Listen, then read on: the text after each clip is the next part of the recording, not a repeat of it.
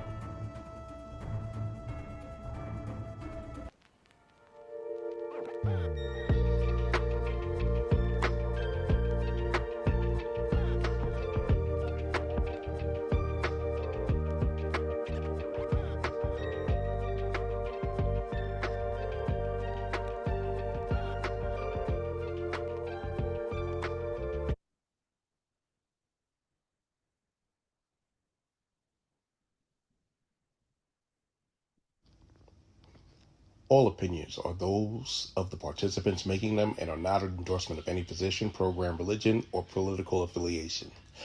DFG's Corner is for information, observation, and entertainment.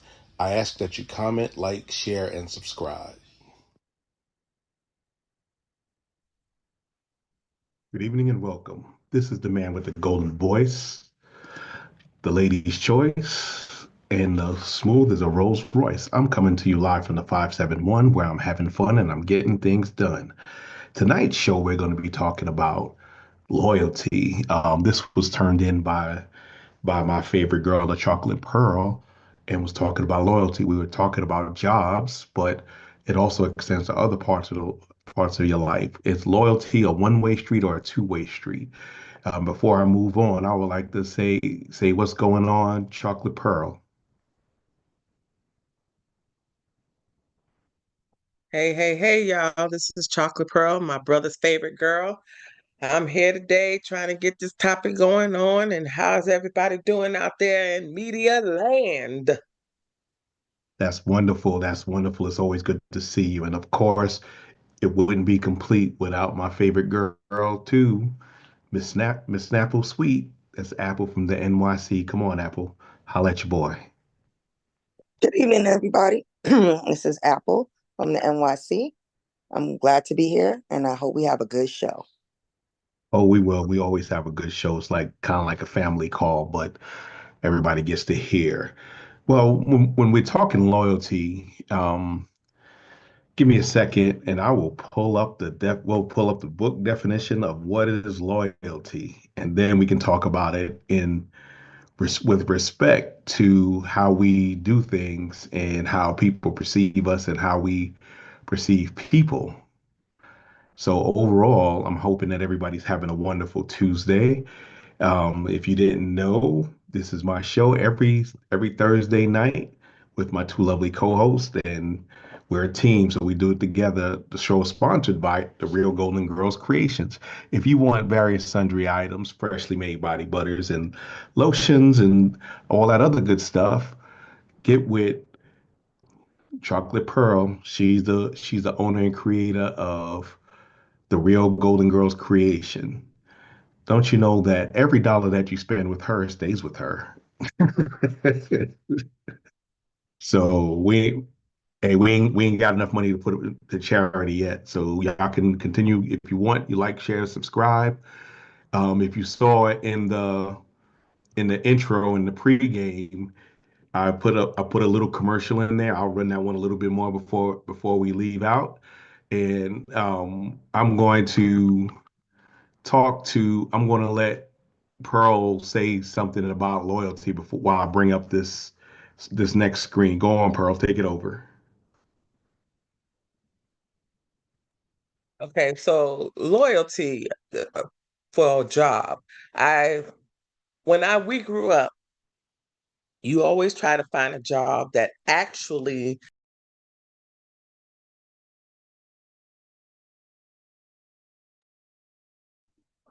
It seems we lost you, Pearl. You got to unmute. I'm sorry. Um, I was saying that back in our younger days, we grew up where people were looking for jobs to stay on their longevity and not just a bounce from job to job. Today's society, they only stay on a job for a couple of years and they move on because they get bored or they're not paying enough or they weren't paying enough in the first place or stuff like that. You don't have loyalty anymore to where if you whether you get paid enough, you still work at that job because you enjoyed it and you like the company and you do grow eventually. But nowadays this new generation, they don't have loyalty to anything. If they don't like something, that's it, they don't like it. And I disappeared, didn't I? There we go. You If they still don't there? like, if they don't like the job, they gone. If they feel it's not paying enough, they gone. But my thing is this: when you leave a job and don't have one to fall back on, you leave with nothing. Yeah, Why? that's true, but you got to consider how it was 45, 50 years ago when there were factories, assembly lines, and all that other good stuff. We have to look at it in that regard that if you if you are you started at 17 after you got out of high school, you work 30 or 40 years, you're close to 65, you retire, you have a defined benefit. So the company took care of you. They took care of you. It was a family type atmosphere, even though it was corporate. It was a family type atmosphere. Starting in the early 1970s, labor law started to get weaker. Unions started to fall out of favor because the owners decided that business wasn't doing as well. They can't maximize profits if they're always fighting with the union. So they did a lot of union busting, and a lot of businesses that were in the north, where it was very pro-union, moved down south where there were cheaper land, cheaper labor costs, and a lot of right to work states. Right to work means they can fire you for any reason. You ain't got to have no and except so saying that the Internet. loyalty they expect you, and this is what I observed. They expect us to work till we die for them, and they feel if they can cut costs, they'll cut costs. Now, as far as what people are talking about these days is that millennials and Gen Zers see what Gen X and Boomers did. We stuck with one organization. We stayed there. Everything was good because that's what it was. But they see how with record profits by the corporations, yet they're laying off people. So Mm. do the math there. They're saying they're making more money than ever, but they have to let people go. Now, Right. so you can be let go at the top. You can be let go at any time for almost any reason.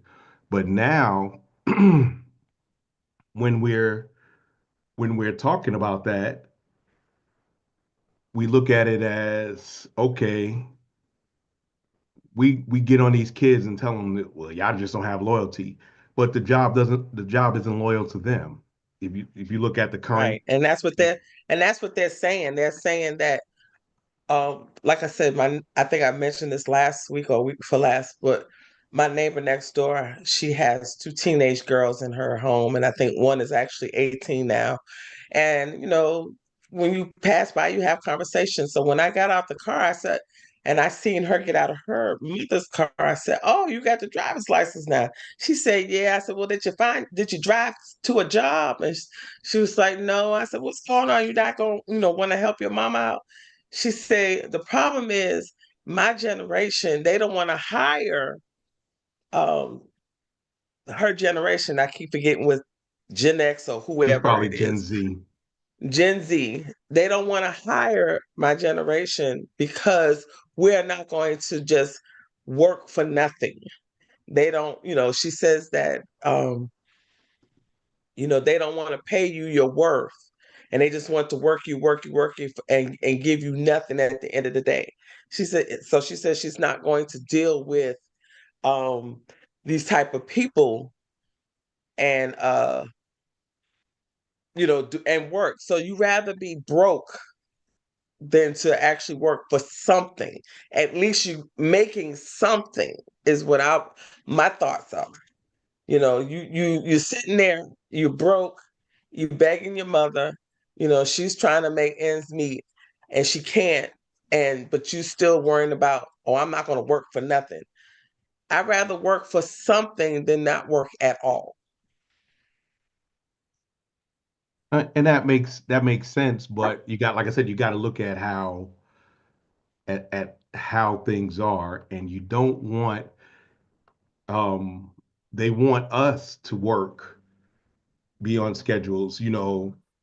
They won't it's cheaper for companies to hire two part-timers than to hire a Mhm. full-timer. Right.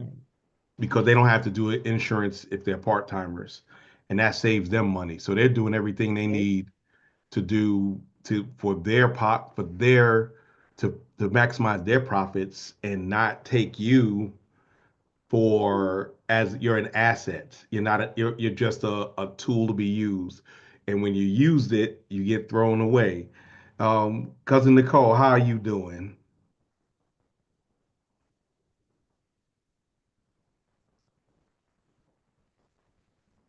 I can't. I'm good. How are you?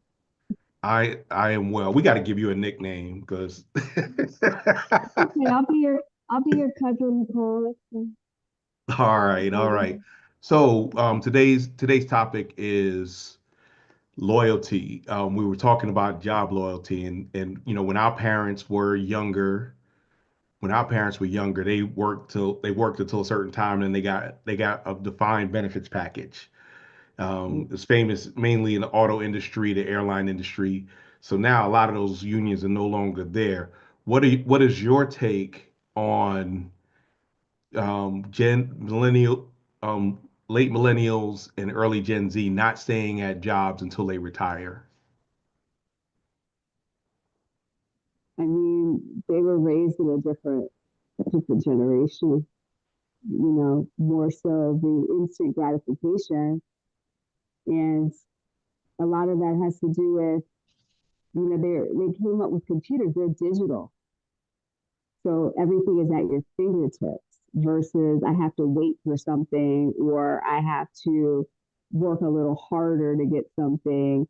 I think there's a lot. I see a lot more entitlement. Um, but I also see that there's actually some kids that are open. I mean, it, it's each individual, you know. I mean, if you want it bad enough, you're gonna go for it. And I think there are kids that are coming out of college that do have that understanding, but unfortunately, the majority of them don't have the understanding. And right now in the workforce, you have several different generations that are still working. So that's why they have to label us, right? Where are you, a Gen X, a baby boomer, or a millennial, or that's how you're identified now. But there's baby boomers that are still working. And even though they might not have the technology, they have the reliability. No, And I I think, understand that, and I definitely understand that. However, baby boomers were the first in the '70s when we were real little. Um, it was called the me generation because they only thought about me. You look at the people in power now. The incoming president is a baby boomer. Me, and it's clear to see that they're like we don't really care about anybody else as long as we get what's ours. And right, here and is that's phasing out. That's phasing. That type of stuff is phasing out. That's not even gonna be around much longer. I think there has to be a balance. There definitely has to be a balance where you still have your responsibilities, but not. I don't think you should have that same pressure. I mean, there was growing up, first couple of jobs. I was fired, and there wasn't a whole lot of yeah, that's it. That's all. I oh remember those jobs. It I wasn't a whole lot of leeway in between there. They're like, well, we no longer need your services, so and I remember these things, but I had to learn from that as well, because I remember when computers were first coming up and that Microsoft, the MS-DOS nonsense. And I remember working at a pharmaceutical company out there outside of Philadelphia. And the lady was like, you know what, you're not even qualified for this. So we're going to have to let you go. So I had to take a college class. So I guess the difference is between that is I didn't give up. I don't think we gave up. Like, okay, we're never going to work again or this, that, or the other. I'm like, well, what do I need to do? Because obviously I need to learn something. And I don't know if they have that same drive, if that makes sense. oh no, it makes perfect sense. And as I was saying, is that I agree with you. But the thing is though is that I know my first job I got fired, but I was poor, broke, and from New York, and it was my first job, and they had food on the job. And my sisters can tell you, we weren't guaranteed meals all the time. So Yeah. and my basketball coach got me that job. I had it for a summer. I still remember I bought like 3 pair of Nikes, and I bought all the clothes I wanted to during for that job. As you get after I got fired that first time, I was like, no, I can't do it. I didn't like that feeling. So I guess I always ingratiated myself and try to get the best to stay on a job as long as I could. And Mm, after that, it was no, but yeah, but you do, the thing is, we didn't we really didn't teach our kids how to work. We might have mm, told them how to hustle. We might have told them how to get that dollar, gave them a little bit of entrepreneurial spirit, but we didn't tell them how to work and how to actually keep a job. But these companies today, there was just a company that and I forget the name off the top of my head. Um, you have to, they just posted like record, they just paid their CEO like $100 million, and they're talking about Boeing. Boeing is laying off 17,000 people, and they just reported record profits. So yeah, but they want you, and a lot of times what they do is they have you sign non-compete clauses. So if they fire you, you can't work in that industry no more. And that's the bad part. Miss Dream, come on up and holler at your boy. Question of the day. When your parents were working, they when your parents were working, they, you know, they retired to where they not work, but your children won't work at a job for 20 years at a time. What do you think their take is on? Or I know you probably don't know, but what is your take on loyalty from your job, and should it be two ways? Um, I think loyalty is not the same anymore. It just doesn't exist the way it did in the past. And I think that goes both ways, not only with the people that are getting the jobs like my children's age, but also the jobs. Before, jobs would give you a bonus, they would do stuff to keep you around. That no longer exists. So they don't necessarily seek loyalty either from their workers. Like you said, they want to get rid of the first ones hired are the ones they want to fire first. So they're all worried about capitalism and money. And I feel like with the kids and the millennials, I think that's what they are. I think with them, they're so used to this, like kind of like this hustle lifestyle, where I feel like they feel like they can always make money. It's different now between the internet and DoorDash and the gig economy. Some of them making money for just living their life, so they're not necessarily tied to employment or see employment the way we see employment. I don't, but I think that's just a function of the people changing, but also just the environment that we live in today. It's a different type of mentality and longevity in a job that doesn't serve the purpose that they seek for or seek out. Okay, okay, I mean, no, I definitely understand because most of our kids most of our kids today don't won't have the same job in 2030 that they have today.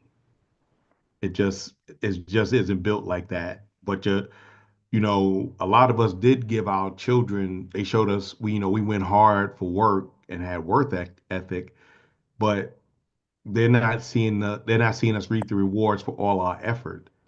So why should they stay loyal to an organization that will replace them, you know, just like the CEO of that health insurance CEO that that passed away from lead poisoning. Um, the shareholders were stepping over his cold body, and they Wow. did not stop the meeting. So that should be it. Miss Summer, what's going on? Holla at your boy. Hi, everybody. How's it going? Hey, as you know, it's a wonderful day in the neighborhood, a wonderful day in the neighborhood. Would you be my neighbor? Same question to you. I know that you're a public sector employee, but I also know you've done some other independent contracting work. Um, what is the concept of loyalty to you? Hmm. Nowadays, with the way things are, I think loyalty would come into play if it's your own business. If it's a family business or something that you want to pass down a generation, I think loyalty plays a big part in that. As far as working for a corporation, uh, that is a little bit difficult. You would hope that you would love to retire from a job. That's something that a lot of, I guess, well, I'm speaking for myself, you aspire to retire from a job, but you have companies that they really don't pay you what you're worth. So there's a lot of um, I don't know how you say it. That I see a lot of job coaches and people that help with life skills. They'll tell you sometimes it's good to kind of reach out, you know, look around, see if somebody will pay your worth. You have all this experience, you worked in this field all this years, all these amount of years, and uh, you in with the economy, food, gas, everything, you know how much it costs to live. So you want to be really compensated for your knowledge and your time. So a job coach I just recently saw told someone to stay at a job for about a good 5 years, then kind of reach out and look around and see if someone is offering, now that you got 5 years under your belt, you might be able to make double than what you're making now, to kind of reach out and keep steadily climbing to get, the max. So I don't know. I think loyalty plays more of a part with a family business. I would expect that with a family business more so than a corporation. So just me. No, I got you, and I appreciate you. Definitely appreciate your answer. I That's like what she said. I like what she said about the family situation. I question, or maybe this is just a statement. When I know I watch a lot of I don't watch a lot of TV, but I watch television, and you see all of these shows where the family has a business, and then the family stays within the business, but it's always somebody that's working because they are loyal to their family. They're working in their business and really doesn't want to. How do you feel about that type of situation? Anybody on the panel can answer that. If you have a family business, like for instance, a restaurant, and somebody wants to be a photographer, or they want to be a doctor, or they want to be something else other than working in that restaurant, but they stay with the family because of the loyalty of family versus the loyalty to the company, and they want to live their lives. How do you feel about you still having loyalty for that family and not living your dream or following your dreams? I think I can Anybody? answer that, Pearl. Well, we ain't had no family business, but we're trying to build one. Um, you gotta sometimes, as parents, you're constantly evaluating your children to know what they can and can't do. Our biggest issue is sometimes we misplace trust in our kids, and or we want them to be us so bad. We want them to be us so bad that um we make, we force them to do something they really don't want to do, and then yeah, they'll do well while you're around, but once you let it go, they don't really care about it. So they're not gonna they might say, yeah, it's a legacy, but it's not a legacy I wanted. So yes, loyalty, you should want to be loyal to your family, especially in business. However, your business dynamic will run like your family dynamic. So that's why it's important that your interpersonality, interpersonal relationship within your family is important, whether your business succeeds and goes on. Um, that's one of those things that, leaving, like I said, leaving a legacy. A legacy is not a legacy if it's gone by the next generation. And there are families, even from the 1900s, about 125 years ago. There were like 12 or 13 big families, and their names are on buildings, and they got universities, but now you never heard of them. Like, um, for example, the Vanderbilt family, big railroad magnate, they got a university named after him. One of the heirs was Gloria Vanderbilt, Anderson Cooper's mother. Do you think they still have that level of money, that obscene level of money they had back then? So it's important, a lot of times you as a patriarch or matriarch has to, if you want a legacy, you have to build it. It ain't not, there's nothing that you can buy, nothing you can give that'll make your child love something as much as you do, or something they do as much as they would, something they love more than something than you can love it. So it's a lot of things we don't talk about within, especially between the generations. We Yeah. don't we may push forward and give advice, but some advice would not be taken because of factors like pride, and she thinks she always right. I remember Chuck Pearl. I remember when I talked to your youngest son, and we've had this conversation. Basically, my oldest nephew, um, he hated to hear his mother talk to him because his mother would tell him the truth, and he wasn't necessarily ready for the truth. So I pulled him to the side. I was telling her, I advised her, I said, don't you say it. Tell somebody else to say it, and then he'll listen. Because she's like, why isn't he not listening to me? I said, because he's tired of you being right all the time. Work too. um, It worked, and I take that. I speak about that advice to other people. When you speak to people that won't listen to you, tell it to somebody else and have them mention it to that person. I bet you they'll receive it better from someone else than the person that they love. and that's, I brought that up to saying that's when, as we're getting older within our families and we're becoming the senior people in our families, we have to look at that. What are we leaving behind? Not monetarily, but what are we leaving behind in terms of work ethic? Because, my sons are not bums. I'm happy about that. I just wanted my sons to be productive citizens. I'm happy that 2 out of 3 work. Of course, my middle son cannot work.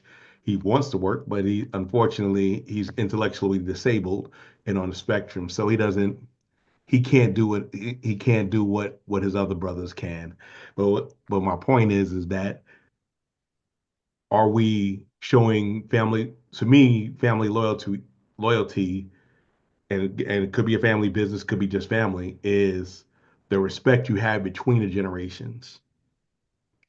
That is loyal. I mean, because we shouldn't blindly follow people because they're related to us.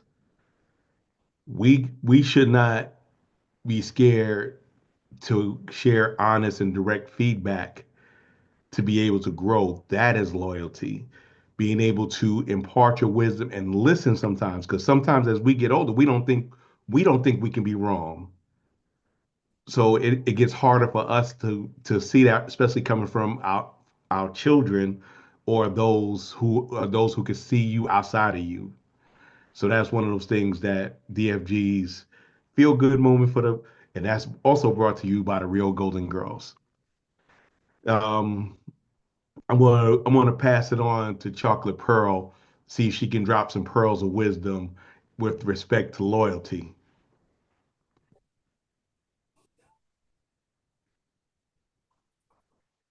Other than what I said earlier, okay, so we could turn it off of the work loyalty, turn it to more of the relationship or family loyalty.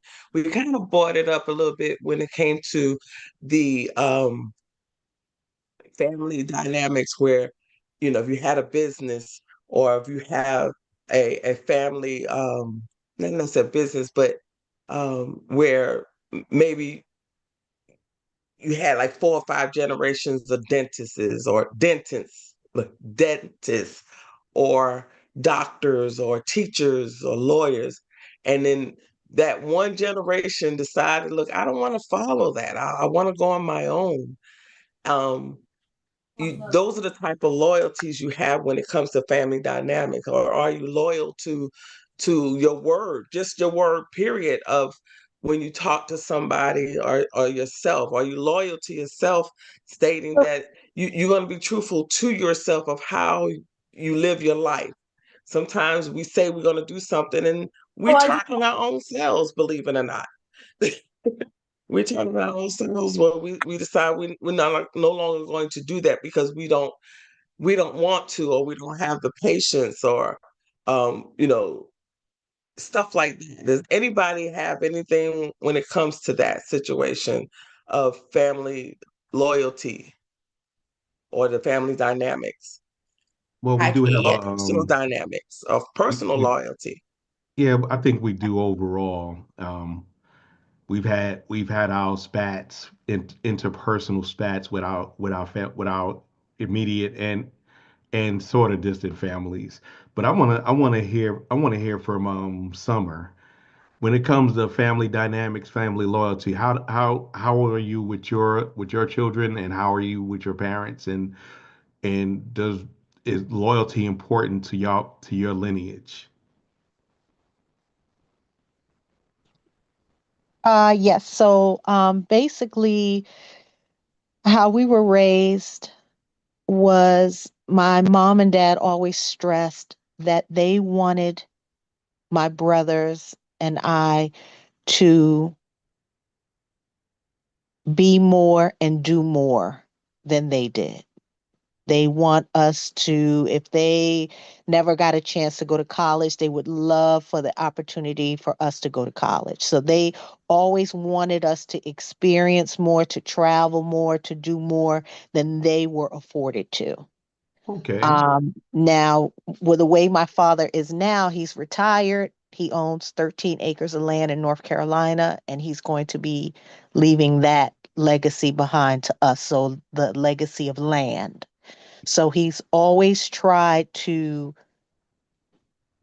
instill, that. So, that is what we try to, uh, reach out to our children and explain to our children. We always want them to do better than we have. We want them to travel the world. We want them to be able to survive on their own if something happens to us. Not necessarily, a business. We just want them, just like you, to have just productive citizens, be able to, thrive in the world and grow and be good people. But if my husband and I decide to buy a home and we leave it to our children, we would like for them to at least keep that in the family, like generational wealth, something that they can pass on. So it's always something more, leaving them a little bit of something so that they can sustain in the world, so that they don't struggle. okay, that's. And how do you have siblings? I didn't ask. Yep, I'm the big sister. I have two younger brothers. Okay, so question, are y'all tight? Are y'all, you know, do y'all hold each other down, or do y'all sit on each other's heads, and pass gas? Right. So, I am like the second mom. I've had to raise them when mom and dad were at work. So they are my brothers slash my children. So they come to me. We are very close. I call my mom and dad almost every day. I'm 40, almost 50 years old with a husband and kids, and I still check in with my parents and see how they're doing and stuff. So we are extremely, extremely tight.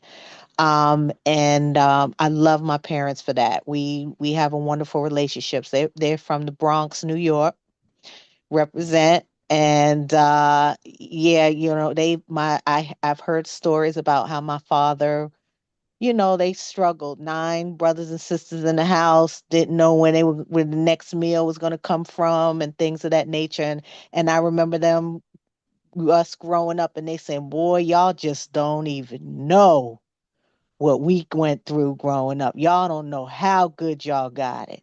And then I find myself saying the same thing to my kids. And I don't know if y'all can relate to this, but that comedy special with Earthquake, oh my goodness. If I told my son to go take that trash out and get that living room clean and help me out, he probably put a suicide note on the dresser because he done fall apart. He can't, that's too much. He's overwhelmed and he need a mental health day and all that. So this is a whole new, and I forgive me, and I don't, and I forgive me for cursing and stuff like that. But Earthquake called them punk ass kids. They just ain't built like us. They ain't got it. So So, whose fault is that though? yeah, there you go. Now Yeah. that's another thing I was gonna say, because that's a whole nother discussion. But you want your children to be exposed to a good life. You want I don't know how I can explain it. My father, and I'm just going to say this one last thing. My father raised me. My father set a very high caliber in a man. Okay. And so when I got out into the world and I got out into the dating world, automatically I was like, oh no. You know what I mean? Oh no, no, no, I'm not doing that. He's not nice. He's not kind. He's just, so my father set a real high caliber for me. And so it's, you want to, it's hard. It's tough. It's tough. It's a tough world. But you just day by day, you want the best for them. But I think it's all about, I constantly tell my kids, I sit them down, I said, listen, the whole goal here is, you think I'm being hard on you, you think I'm, all up in your mix and all of that stuff. But if something were to happen to me tomorrow, I have to know that to get up in the morning, to keep your teeth clean, to keep your body clean, to get up and go to work every day, you're on automatic. I did my job. You're gonna make it. You're gonna be all right. And as long as I did that, then the mission is complete. So I'm not your friend right now. I'm raising you. And as long as you got those fundamentals, we're going to be all right. But that's the goal. So as long as I'm constantly telling them what the goal is, there shouldn't be there's no argument. We're not going back and forth. This is what the mission is. So when I leave here, you're straight. That's a good way to So that's a good way to put it. That's a definitely good way to pull it. Nicole, we just found each other as a family about 2 years ago. One thing I wanted to ask, because you and our great grandfathers were siblings, um, how was loyalty treated on your side of your side of on your side of the family? It's a good question. I think that every, okay, I think we have different family dynamics. And I think really going through ancestry, I'm finding out more about my family as far as the Martins and my grandmother and my great grandmother. I think at the end of the day, I'm going to say that we have a very close family. Um, I know you've been on the call with David before, right? Yes. Okay, so he's very family oriented, extremely. I think he talks to my mom more than I do. So we're very close, but we all have our own individual personalities. And I think that I've always been able to express myself, and that is something that I can respect from my mom and dad. They've never pigeonholed me. So I've always been able to just be who I am and and live life, if that makes sense. No, Um, no, yeah, that makes perfect sense. I've That always definitely makes perfect sense. We are as different as we are in different parts of the country. You know, a lot. What I did find from those family calls we used to do is that even though we were geographically and familially separated, we had a lot of us had similar situations, similar stories. right. So genetics does play in a fact of loyalty because so we've never physically met, but you still family, if that makes sense. Exactly. And one of the things that I do appreciate is the continued relationship.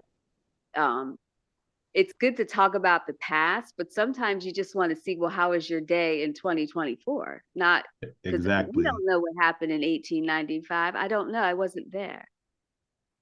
You know, I mean, I can only speculate, but I mean, I don't know what was happening back then. And it's I fun would to have to do call those you a things. vampire then. Right. I don't know what they were doing. So I want to know, well, what are you doing today? And that's something that I really appreciate about you. And I think that there's certain family members that are more interested in others, and that's okay. I'm always that one that wants to know. If you don't already know, I am Definitely. that wants to know. And because you just never know where people are in their lives, and it's interesting because we do have similar, um, we think similar. Let's just put it, Right. or or Right. I wouldn't be on this call. I'd be like, well, why does he keep sending me this damn message? And I'm like, well, what are they talking about?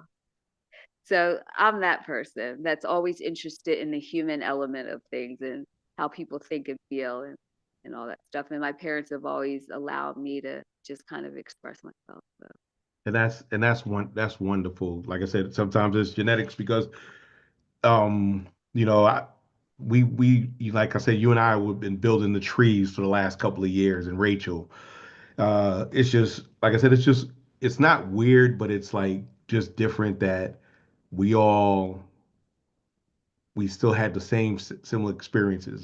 Some of us had a little better, and some of us didn't, but we still right. had those experiences. And Dream, okay, there you go. Um, question to you. The loyalty within your family, how do you think that is? I mean, I think we're actually very loyal. Um, I think we we're loyal to each other, and I feel like even though I don't think that we necessarily express it, or like verbally actually speak to it, but you can see the loyalty is there. I think if we had a family business, we would, and I feel like our family business is like our loyalty, our work ethic, our kind of savvy to um, kind of like go getting mentality, that ambition. So it's a different type of loyalty. I think it can be culturally with loyalty as well.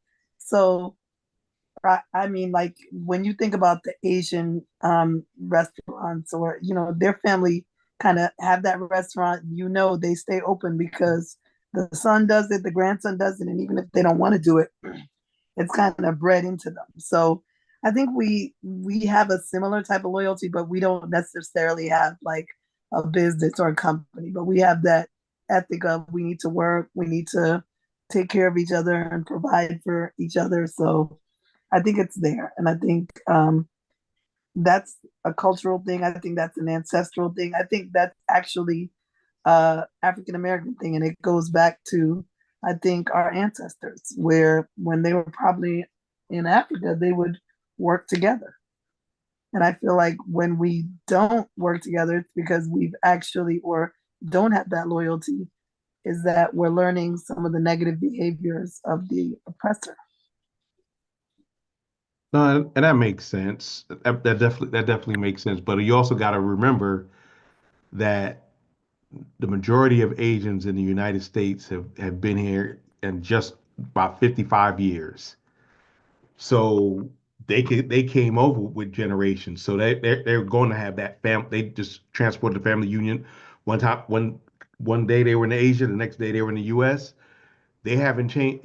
They got around their people and they got a chance to build something. They still had infrastructure because Laotians didn't move to Vietnam, where the Vietnamese were, and the Chinese didn't move where the Japanese were.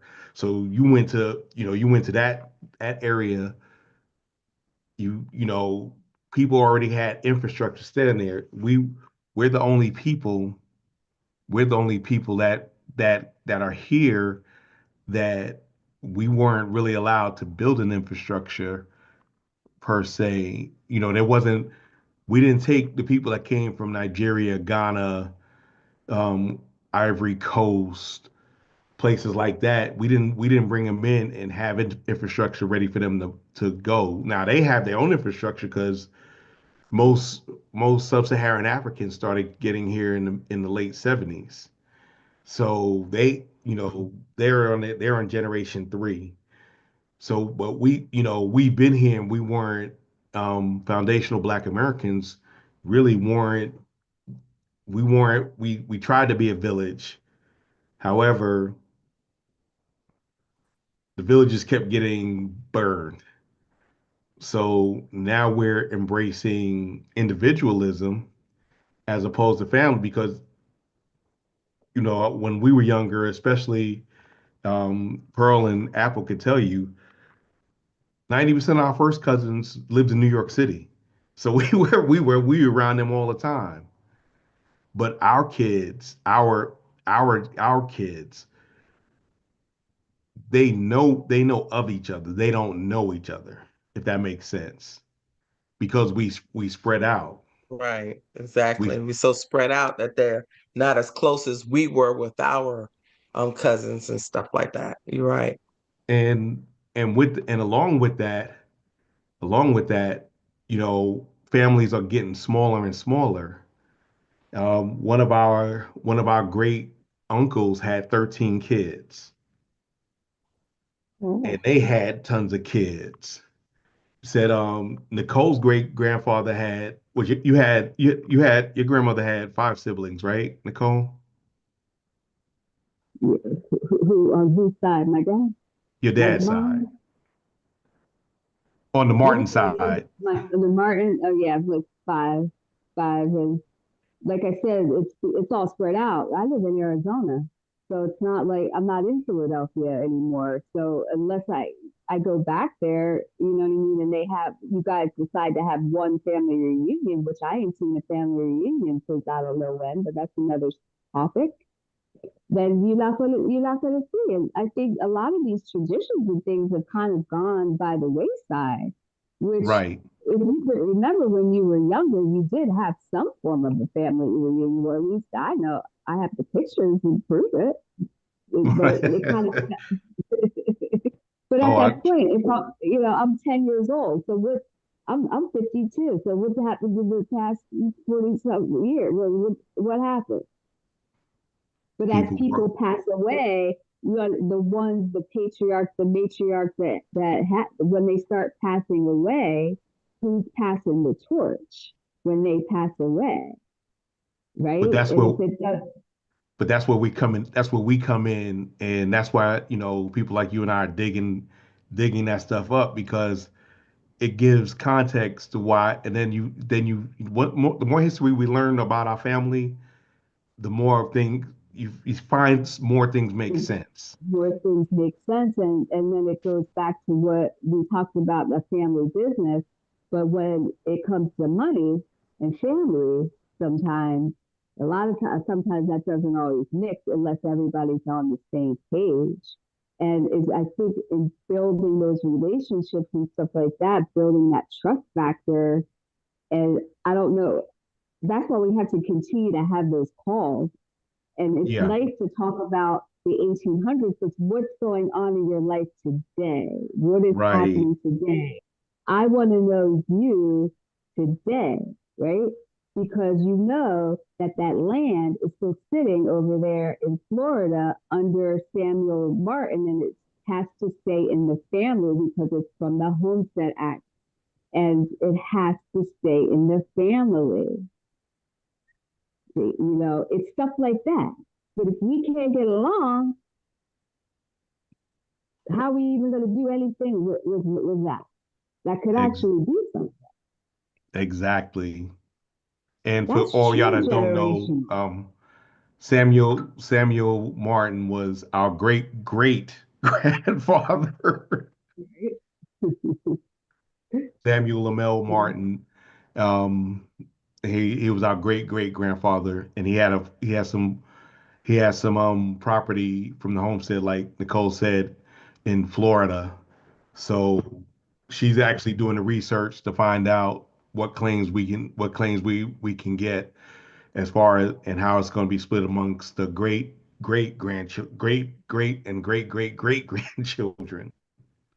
So it's five, 6 generations, but it's good about one thing I'm happy about, things like ancestry. You know, once you figure out that your blood, most of the time, most of the time we kind of that's a point of commonality that we can build on, Right. and hopefully the person's not a idiot. People are people. that that's true. That's true too. Um, Apple, you've been quiet tonight. I'm gonna hit you up, but what do you think about loyalty being a middle child? Um, as you know, I'm loyal to a fault sometimes to the wrong people. Like your mother? Yeah. But I believe I'm learning now in my 51 years that you can't always be loyal to certain people because you have to be loyal to yourself first. Um, Loyalty needs to go both ways, but sometimes it doesn't. Like I can be loyal to a person and they'll stab me in the back. And I think that goes with a lot of different relationships, whether it's familial or, professionally.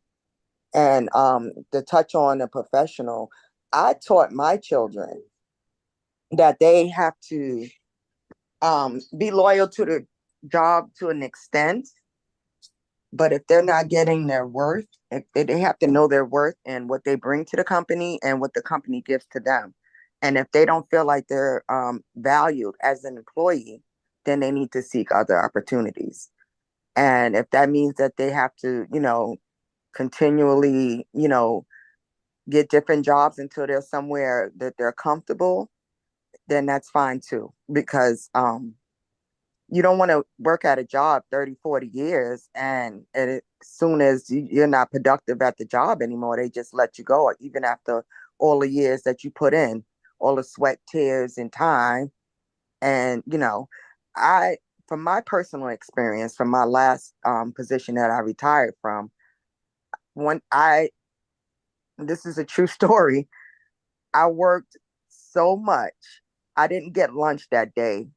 I didn't know I was a diabetic at the time and I passed out. And my supervisor stepped over me, literally stepped over me and picked up my slack. And I'm laying on the ground as I'm laying on the ground just so he can get the quota met or the thing out on time. And that opened my eyes that you can't be loyal to these companies anymore because you're just, like you said, an asset. You're not, they don't look at you as a person. Not all companies are like that. Don't get it Right. twisted, but most of the time, more times than not, they are because they're all about profit. They're not about people. And my work ethic is very strong, and I instilled that in my children. But it comes a time where you have to put yourself first. So and that goes for the professional side and that bleeds over into personal relationships as well. If I'm loyal to you and you have the opportunity to reciprocate, and then you do something that you know is going to be harmful for me, to me, and you still do it, then where's the loyalty? Should I still be loyal to you after that? That's just my take on it. No, no, actually that works pretty well. That definitely works pretty well. I like that, and our children, we taught our children how to go and get it, and I'm sure that's it's rough sometimes, but um it overall you want to be loyal because we just have to admit that we're human and we want somebody to just feel the same way about us. And I'm saying this because I've been told that you just want people to give give you a little bit of what give back what little bit of what you're giving. And I think that brings loyalty. The things I look at are are will I do something for this person without asking? Meaning they ain't got to ask you something. If I see it, it's not even a question. Do I want to, will they come if I call at 2 in the morning? Or will I go? Because it's two ways if they call me 2 in the morning. If I need you to, if I need, and it's not always has to do with favors or things like that. I'm just using those because we can understand that. And um, can I vouch for them and can they vouch for me? Those are the three things that I use as a test for loyalty, whether it's friends, family. Um, sometimes we do stuff for people because we love them and not because we have to. Because but that's loyalty. Um, those things that we hold dear to us with family, friends, relationships. You can only be loyal to somebody who's going to be loyal, somewhat loyal to you. But you can't. The thing is, though, you can't have blind loyalty. The reason why the little mustache man did so things in Yahtzee, Germany, was because people didn't check him. People didn't check him. They were loyal to him, blind loyalty, to where whatever he did was okay. And we're seeing that today with some of the MAGAs. Um, they have blind loyalty, and that's the worst kind of loyalty because you can be led astray. Like remember Malcolm X the movie? We were they run amok. We were led astray.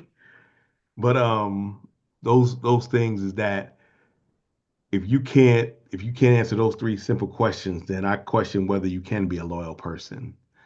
And on that note, we are coming pretty close to the end. Um, I want to shout out people are always on. Without this, we would not be as successful. I want to thank Nicole for coming on. I want to thank Andreen. I want to thank Kim. I want to thank Summer on YouTube. I want to thank Nikki. You've been loyal. You guys have been loyal, and I appreciate that. So when I get on, I'm gonna always big up y'all and make sure that y'all, and if y'all have any subjects, y'all can hit me up at DLITE the number 7 at gmail.com. But if you have something you want me to cover, something you want us to talk about, as you can say, we don't have a set subject schedule because sometimes we want to talk about what's happening now. So I also want to let my other two lovely hosts speak before I go. Chocolate Pearl, you got anything to close us out on? Just be loyal to yourself if nobody else. All right, Apple, you got anything for your boy? Pearl basically took the words out of my mouth.